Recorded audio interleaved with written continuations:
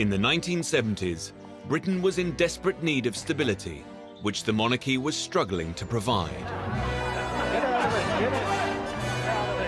Now, as the decade progressed, Queen Elizabeth turned her mind to offering the country a more certain future, and she hoped that her heir, Prince Charles, could help. The solution that the royals, that the politicians, that the courtiers have to all the royal problems, to all the problems of the 70s, is that Charles needs to get married. And this is about stability, it's about keeping the generations going. Well, Prince Charles had made himself a bit of a hostage to fortune because he had speculated that about 30 would be quite a good time to be getting married. The Queen was anxious about who he was going to marry. And so the search began to find Charles a suitable wife. The Queen's concern, any mother's concern, is that they're going to pick somebody who's going to make them happy or to make each other happy. Yet Elizabeth wasn't only a mother. She was the Queen. She would want the future king to show restraint and not develop the womanizing reputation that had dogged both her uncle and great-grandfather. What the Queen feared most of all is Charles getting a reputation as a man about town, a playboy, lots of girlfriends, having girls, not settling down. Because everyone knew that the prince was incredibly sought after. He was very marriageable.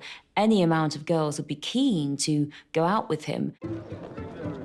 It wasn't always easy for Charles, partly because his great-uncle and mentor was very specific about the kind of woman Charles should be courting. Lord Mountbatten was a very mischievous man. He would set up plots to get Charles to marry who Lord Mountbatten wanted.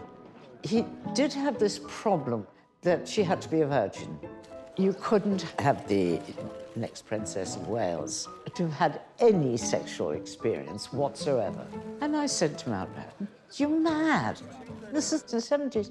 There cannot be a virgin in the land." The palace fear was that if she wasn't a virgin, there would be forever scores of ex-lovers, coming out, and generally making it all rather sad and tacky.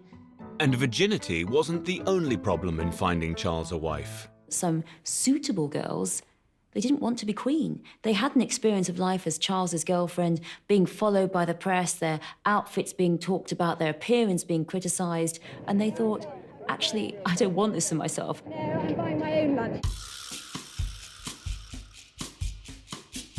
The new media had created an insatiable hunger for gossip, and interest in Prince Charles's love life became a global phenomenon. Almost every working day of the 5 years I was at the palace, we had a call from somebody asking us who is Prince Charles going to marry, telling us would we comment on so-and-so. There was this absolutely unending interest.